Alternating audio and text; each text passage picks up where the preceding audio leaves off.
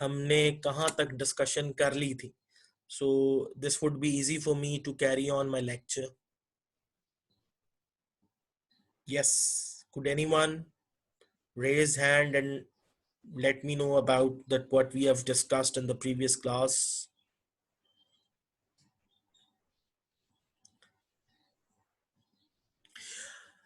As far as I'm aware, I guess we've discussed factors responsible for shifting and demand curve to the right side or to the left side. And then we also discussed the factors which were responsible for shifting supply curve to the right or to the left side. And the document that I've disseminated to you people, within that page, within that document, we have covered actually page number 2 and page number 3, right? So today we are going to talk about page number 4, which is saying that what are going to be the impacts of price and non-price factors of demand and supply upon equilibrium condition, right? So when we assume that a market is in equilibrium, this means that we are talking about a situation where supply curve and demand curve are intersecting to each other. And how you could see this particular situation, let me share an equilibrium's definition first with you people, so that you should have an idea about market equilibrium point, and then we are gonna talk about the effect of other factors upon equilibrium condition. So look at this definition, the words that I'm gonna highlight. Market equilibrium, it will take place at a point where both supply and demand curves intersect each other. This is one point, right? The point where both curves, demand curve and supply curve, are intersecting each other, that particular point is called as market equilibrium point or market clearing point. At this point, both quantity demanded and quantity supplied are equal to each other, right? I mean, a point where demand curve and supply curve are intersecting each other. At that particular point, our quantity demanded and quantity supplied are equal to each other.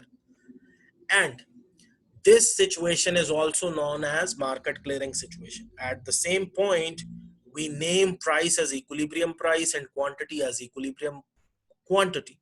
Acha. Up till here, we are very much clear that equilibrium point, the price is called as equilibrium price and the quantity is called as equilibrium quantity. Any price above than equilibrium price will create surplus of supply in the market or excess supply in the market, right? Or shortage of demand in the market. But when price comes lesser than that of equilibrium price, this is a situation which is called as shortage of supply case or excess demand case, right? Or surplus of demand case. So all are the names of the situation. Let me share a diagram with you regarding this particular information, so that we can have a complete idea that what is basically happening. Let me share a new slide with you so that you could extract the right information or the clear information about the points that we are talking about. Okay, this is market equilibrium graph, right? So D represents the blue shaded curve, D represents demand curve, upward sloping curve is basically S entitled curve, S represents supply curve. At point A, both supply and demand curves are intersecting each other. Therefore, this point is called as equilibrium point. The price at equilibrium point is called as equilibrium price, and the quantity at equilibrium point is called as equilibrium quantity. Why we call it equilibrium quantity? Because at this quantity, both quantity demanded and quantity supplied are equal to each other. Look at the point A. Whatever the quantity of supply we have upon the supply curve, it should be say 100, The same is true for demand curve, because at point A, both the demand and supply are having the same value, right? So the point A upon demand curve is same as the point A upon supply curve. When the point is same, meaning that at this point, whatever the quantity upon supply curve and demand curve we are having are equal to each other, right? Therefore, we say that quantity demanded and quantity supplied are equal at a point A. Therefore, point A is basically called as equilibrium point. Hence, the quantity at this point is called as equilibrium quantity, and price is called as equilibrium price. And afterwards, let me start up a new point. It is about the impact of price factors on market equilibrium, right? This is the new title that we are going to talk about. When we talk about price factors, we know that we are talking about price of a product and indirect tax like GST. So the details are here, that when any of the price factor of demand or supply changes, right? So price factor for demand or for supply, if it is changing, then it will bring movement along both demand curve and supply curve. Just imagine, look at this diagram. If this is P1 is the equilibrium price, if equilibrium price P1 is this, and if the price is added, like if GST is added by the government upon P1, say P1 is 10, and if government has imposed a 50% general sales tax upon the price of this product, say it is quantity of good X, if government has imposed a 50% tax rate upon good X, then the price would increase from P1 to P2, and P2 will be equals to P1 plus 50% of P1, right?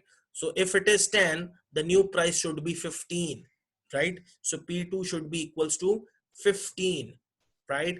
So at P2, we would see, since prices increased, we will see movement along the supply curve up till this point. Upon supply curve on the upward side, right? Since the price is increased, the quantity supply will also increase in the market.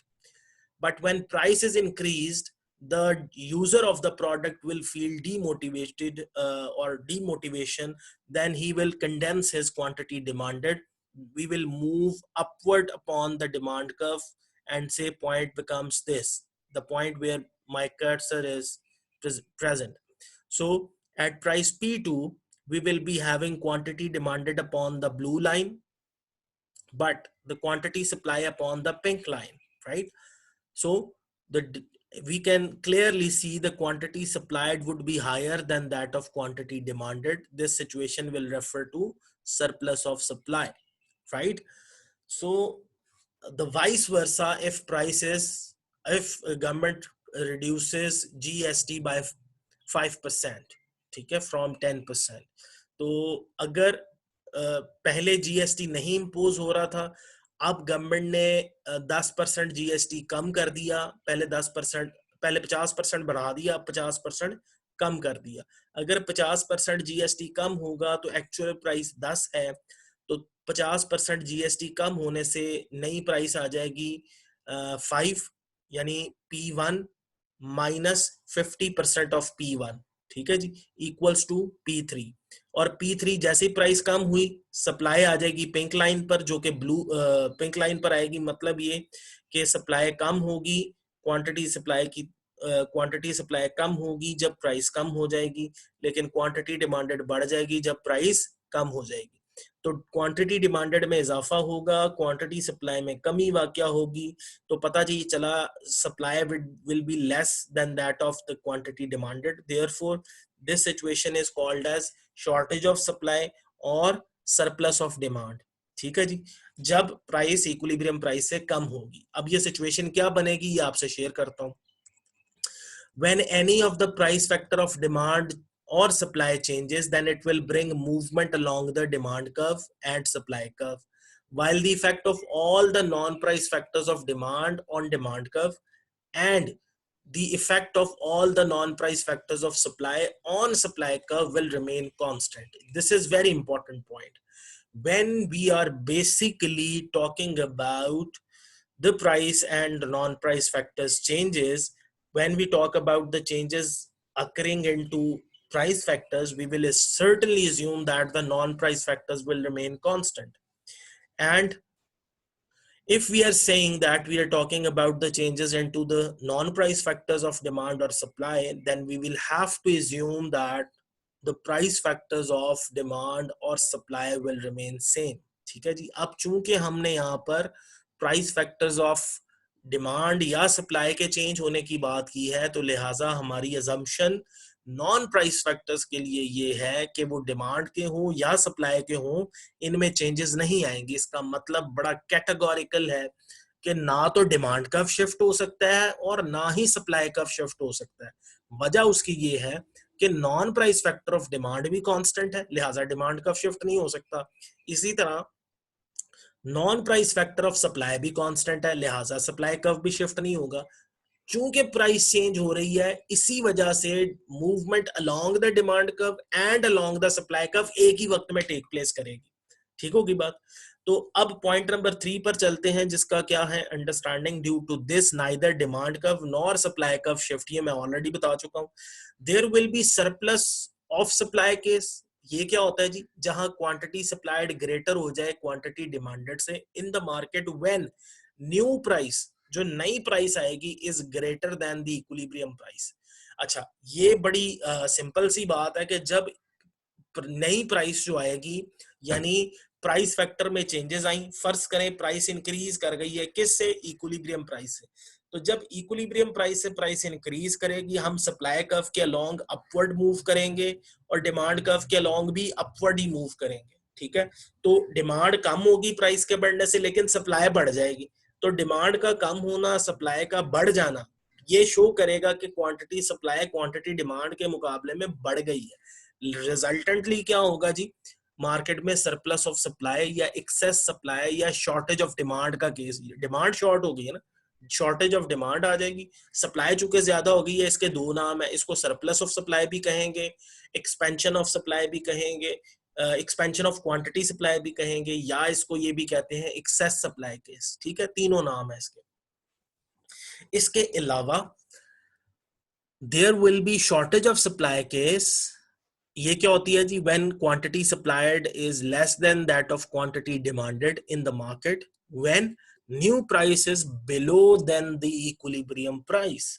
जब new price जो है वो equilibrium price से less हो जाएगी, इस case में दर हकीकत प्राइस चूंकि कम हुई है, ये बेसिकली यूजर को मोटिवेट करेगी कि वो ज्यादा यूनिट्स डिमांड करे, और सप्लायर को डीमोटिवेट करेगी, जिसकी वजह से सप्लाई को सप्लाई के अंदर इंसेंटिव, यानी सप्लायर को सप्लाई में इंसेंटिव कम नजर आएगा, लिहाजा वो क्वांटिटी सप्लाई कम कर देगा.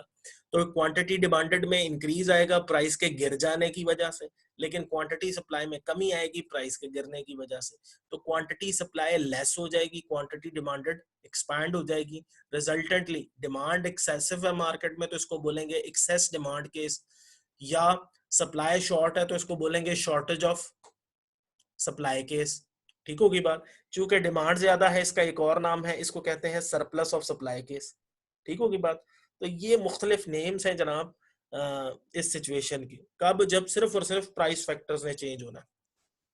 अच्छा, अब मेरे पास ये दो केसेस हैं. एक का नाम है जी एक्सेस सप्लाई और सरप्लस ऑफ सप्लाई केस. ठीक है जी, इसको शॉर्टेज ऑफ डिमांड केस भी कहते हैं.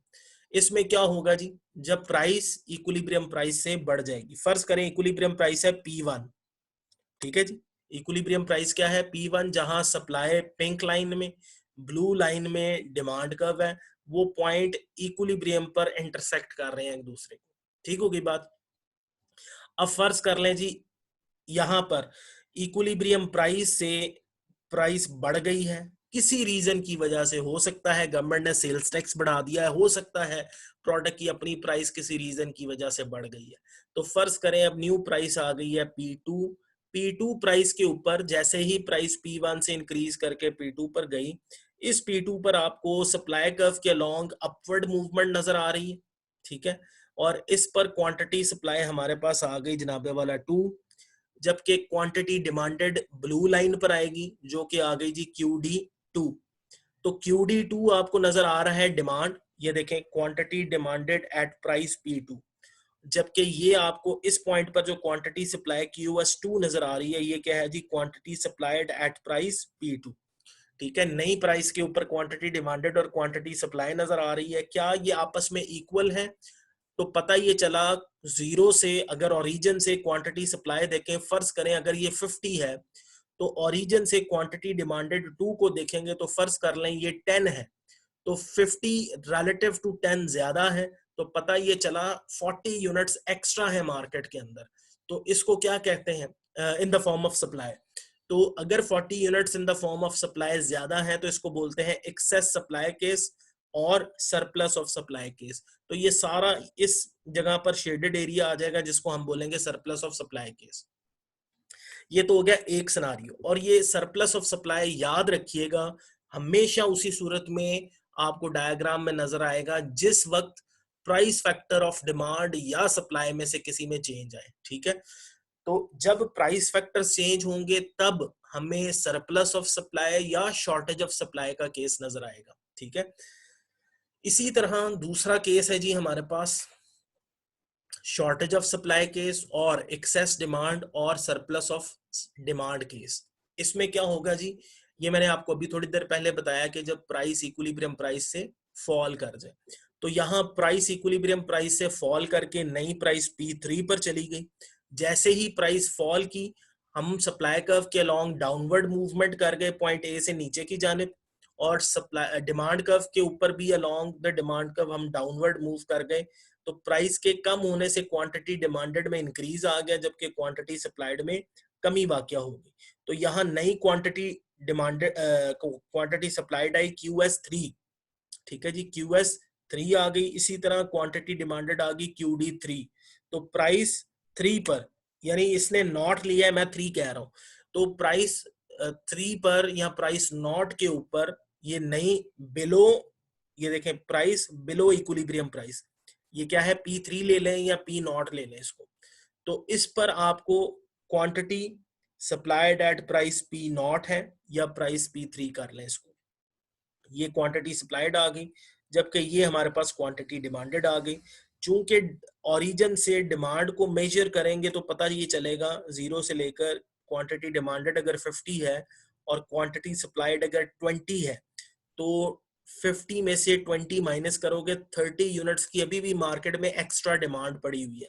तो इसको बोलेंगे एक्सेस डिमांड केस या शॉर्टेज ऑफ सप्लाई केस, ठीक है। ये पूरा शेडेड एरिया जो आपके पास आएगा ए के नीचे जितना भी ट्रायंगल फॉर्म में आएगा, जो कि P नॉट प्राइस के हॉरिजॉन्टल लाइन को अगर आप सप्लाई और डिमांड कर्व पर ड्रॉ करें तो ये सारा शेडेड एरिया आ जाएगा। इस शेडेड एरिया को बेसिकली एक्सेस डिमांड केस कहते हैं या सरप्लस ऑफ डिमांड केस कहते हैं या शॉर्टेज ऑफ सप्लाई केस कहते हैं, ठीक है जी। और ये सारी डिटेल इसके अंदर मेंशन्ड है। It happens when price of a good increases or when general sales tax is increased by the government. This will increase price from equilibrium price. Due to this, movement along the demand and supply curve will take place as price factor is changing. So quantity demanded decreases कब, जब price बढ़ती है, and quantity supplied increases. Hence quantity supplied is greater than quantity demanded. Therefore there emerges a market situation which is called as excess supply और surplus of supply और shortage of demand case। ठीक होगी बात। इसी तरह shortage of supply case में क्या होगा जी, it happens when price of a good decreases or when general sales tax is decreased by the government. This will decrease price from equilibrium price, यानी price जब equilibrium price से गिर जाएगी, due to this क्या होगा फिर अगर equilibrium price से गिर जाए जी, movement along demand curve and supply curve will take place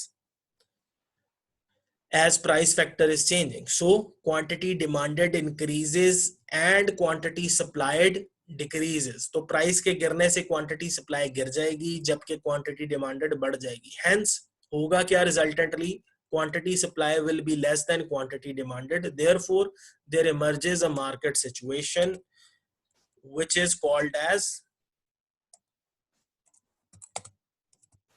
shortage of supply और excess demand और surplus of demand case.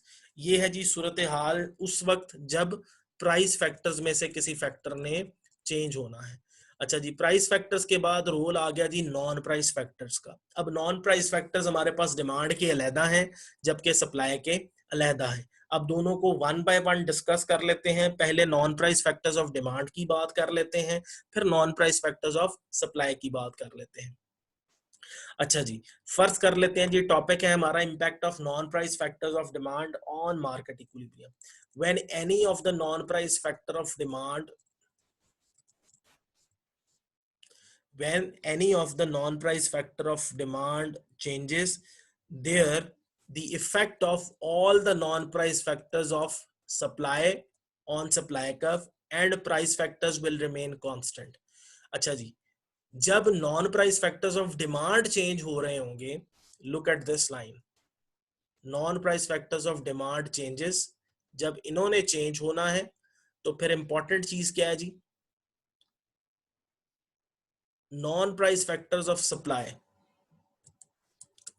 Non price factors of supply क्या रहेंगे जी, ऑन सप्लाई कर्व।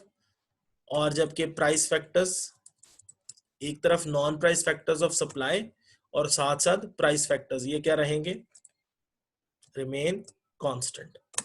ठीक होगी बात। जब non price factors of demand change हो रहे होंगे, मतलब ये कि अब डिमांड कर्व की शिफ्टिंग की बात है, लेकिन अजम्पशन क्या है कि सप्लाई के नॉन प्राइस फैक्टर्स और ओवरऑल प्राइस फैक्टर्स ये दोनों ही कांस्टेंट रहेंगे। मतलब ये कि ना तो प्राइस फैक्टर, मतलब जीएसटी चेंज नहीं हो सकता, इसका मतलब है सरप्लस और शॉर्टेज वाला केस नहीं होगा। दूसरी बात, सप्लाई कर्व के जो नॉन प्राइस फैक्टर्स हैं, यानी सप्लाई के नॉन प्राइस फैक्टर्स हैं, वो कांस्टेंट है, मतलब ये कि सप्लाई कर्व शिफ्ट नहीं होगा।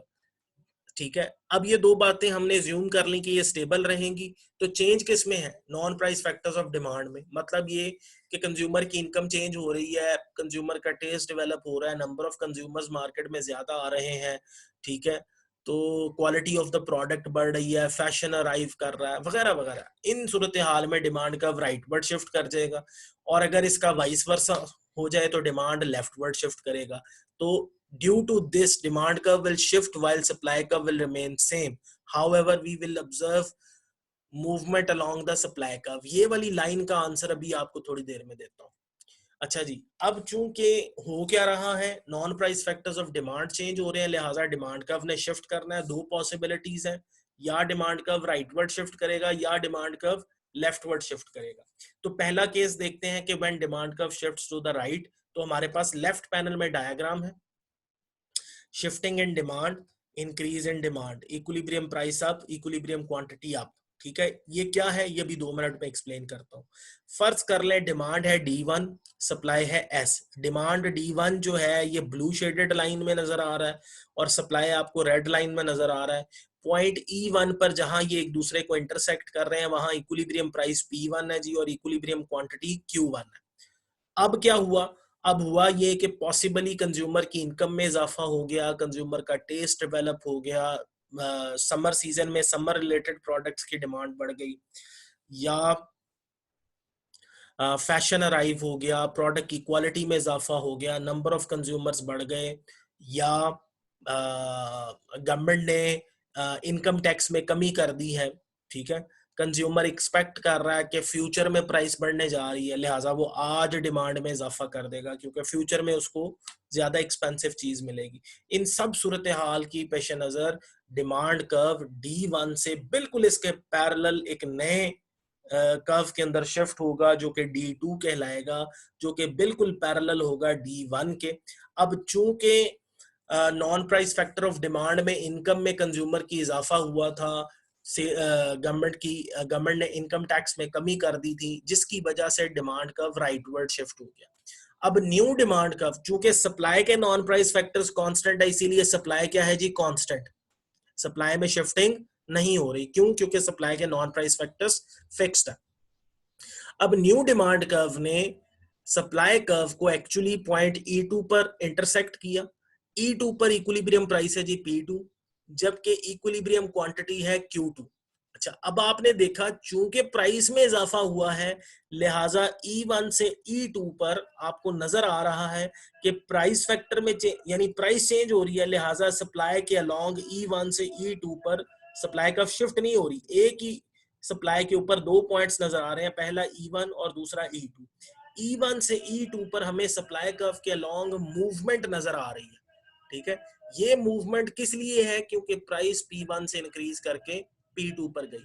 तो पता ये चला कि जब non price factors of demand change हुए, इनकी वजह से इक्विलिब्रियम प्राइस इंक्रीज कर गई। ठीक है, इक्विलिब्रियम प्राइस के इंक्रीज करने से we observe movement along the supply curve from point E1 to E2। ठीक हो गई बात। इसी तरह जब कंज्यूमर की इनकम कम हो जाएगी या कंज्यूमर का टेस्ट स्विच कर जाएगा उस प्रोडक्ट से पहले जिसको वो डिमांड करता था, अब वो उसको नहीं मांग रहा, तो उसकी डिमांड वो कम हो जाएगी। क्यों? क्योंकि उसका टेस्ट इस प्रोडक्ट से किसी और प्रोडक्ट की तरफ स्विच कर गया है। इसी तरह जब डिमांड कर्व इन सूरत हाल में डिमांड कर्व लेफ्टवर्ड शिफ्ट होगी। अब अज्यूम करें जी पॉइंट E1 पर डिमांड D1 कर्व जो है सप्लाई S कर्व को पॉइंट E1 पर इंटरसेक्ट कर रहा है, जहां इक्विलिब्रियम प्राइस P1 है जबकि इक्विलिब्रियम क्वांटिटी Q1 है। अच्छा, अब इनकम के कम हो जाने की वजह से, नंबर ऑफ कंज्यूमर्स के कम हो जाने की वजह से, फैशन की आउटडेटेड हो जाने की वजह से, या इनकम टैक्स में इंक्रीज आ जाने की वजह से, या कंज्यूमर एक्सपेक्ट कर रहा है कि फ्यूचर में प्राइस कम हो रही है, या मार्केट में कंज्यूमर्स को कोई वबा लाहक हो गई है जैसा कि कोरोना है, तो इससे डेथ रेट में इजाफा हुआ, तो नंबर ऑफ कंज्यूमर्स की तादाद में कमी वाक़या हुई। तो पॉपुलेशन साइज कम होने से ऑटोमेटिकली पॉपुलेशन की तादाद कम होने से demand leftward, downward, inward shift हो गई जी। वो D1 के बिल्कुल पैरेलल डाउनवर्ड D2 में शिफ्ट हुई। ये D2 कर्व ओरिजिनल सप्लाई को पॉइंट E2 पर इंटरसेक्ट कर रहा है जी। पॉइंट E2 पर इक्विलिब्रियम प्राइस है जी P2, जबकि इक्विलिब्रियम क्वांटिटी क्या है जी Q2। तो इक्विलिब्रियम प्राइस भी गिर गई, इक्विलिब्रियम क्वांटिटी भी गिर गई और इक्विलिब्रियम पॉइंट भी नीचे की तरफ आ गया। कब? जब डिमांड कर्व लेफ्टवर्ड मूव की। जब डिमांड कर्व अपवर्ड मूव करेगी तो इक्विलिब्रियम पॉइंट भी ऊपर की तरफ चला जाएगा, इक्विलिब्रियम प्राइस भी इंक्रीज कर जाएगी और इक्विलिब्रियम क्वांटिटी भी इंक्रीज कर जाएगी। ठीक है जी। अब आप प्राइस के कम होने की वजह से पॉइंट E1 से E2 तक ऑब्जर्व करें, सप्लाई कर्व के अलोंग हमें मूवमेंट नजर आ रही है। यहां तक अगर कोई कंफ्यूजन है तो प्लीज देख लें। अब मैं ये डिटेल साथ मेंशन्ड है ये डिटेल अभी नहीं मैं पढ़ रहा, मैं सप्लाई की तरफ चल रहा हूं। सप्लाई में क्या है जी, सेम जैसे डिमांड में बताया था कि non price factors of supply ने क्या करना है, चेंज। अब अगर ये चेंज होगा तो फिर non price factor of demand, non price factor of demand और प्राइस फैक्टर्स, ये दोनों क्या रहेंगे जी, ये कांस्टेंट रहेंगे, इनमें चेंजेस नहीं आएंगी। तो जब non price factors of supply change होंगी तो अंडरस्टूड है कि सप्लाई कर्व ने शिफ्ट करना है। ठीक है, जबकि non price factor of demand के सेम रहने का मतलब है डिमांड कर्व शिफ्ट नहीं हो सकता और ना ही प्राइस फैक्टर्स में चेंजेस आ रही हैं। अच्छा जी, अब देखते हैं कि सप्लाई राइटवर्ड कब जाती है। जब फर्म की कॉस्ट ऑफ प्रोडक्शन कम हो जाए, लेटेस्ट रिसर्च एंड डेवलपमेंट हो रही है, latest methods of production introduce हो गए हैं, मॉडर्न टेक्नोलॉजी आ गई है। ठीक है, या नंबर ऑफ सप्लायर्स या नंबर ऑफ फर्म्स में इजाफा हो गया, पॉलिटिकल स्टेबिलिटी स्ट्रेंथन हो गई है। ठीक है, law and order situation improve कर गई है, बेहतर हो गई है। ठीक है, इन्वेस्टमेंट्स में इजाफा हो गया। ठीक है, गवर्नमेंट ने इंफ्रास्ट्रक्चर डेवलप कर दिया है, हेल्थ और एजुकेशन पर गवर्नमेंट ने एक्सपेंडिचर्स बढ़ा दिए हैं। ठीक है, इनपुट्स की प्रोडक्टिविटी में इजाफा हो गया। इन सब सूरत हाल में सप्लाई कर्व राइटवर्ड शिफ्ट करेगी। फर्ज करें असल सप्लाई कर्व है S1 जो कि ओरिजिनल डिमांड कर्व D को पॉइंट E1 पर इंटरसेक्ट कर रही है, जहां इक्विलिब्रियम प्राइस P1 है जबकि इक्विलिब्रियम क्वांटिटी Q1 है। अब कॉस्ट ऑफ प्रोडक्शन या प्राइस ऑफ रॉ मटेरियल के कम होने की वजह से सप्लाई कर्व S1 के बिल्कुल पैरेलल राइटवर्ड शिफ्ट कर गया, क्योंकि प्रोड्यूसर की एबिलिटी टू प्रोड्यूस या कैपेसिटी टू प्रोड्यूस बढ़ गई है, क्योंकि रॉ मटेरियल सस्ता हो गया। रॉ मटेरियल सस्ता होने से ज्यादा रॉ मटेरियल बाय करेंगे और ज्यादा बाय करने से एबिलिटी टू प्रोड्यूस बढ़ेगी, लिहाजा प्रोडक्शन में इजाफा होगा। अगर प्रोडक्शन बढ़ेगी तो सप्लाई में भी इजाफा हो जाएगा, लिहाजा सप्लाई कर्व S1 से शिफ्ट होके S2 पर राइट साइड की तरफ आ जाएगी। तो नई सप्लाई S2 पॉइंट E2 के ऊपर डिमांड कर्व को इंटरसेक्ट कर रही है। डिमांड कर्व वही है इसलिए क्योंकि non price factors of demand हमने ज्यूम किए थे कि वो कांस्टेंट है। अच्छा, पॉइंट E2 पर इक्विलिब्रियम प्राइस है जी P2, जबकि इक्विलिब्रियम क्वांटिटी है Q2। ठीक हो गई बात। तो अब यहां से आप देख सकते हैं कि इक्विलिब्रियम पॉइंट E1 से E2 की तरफ नीचे की तरफ मूव कर गया, जिससे हमें डिमांड कर्व के लॉन्ग मूवमेंट नजर आ रही है, जबकि इक्विलिब्रियम प्राइस कम हो गई है, जबकि इक्विलिब्रियम क्वांटिटी मार्केट में Q1 से Q2 पर बढ़ गई है।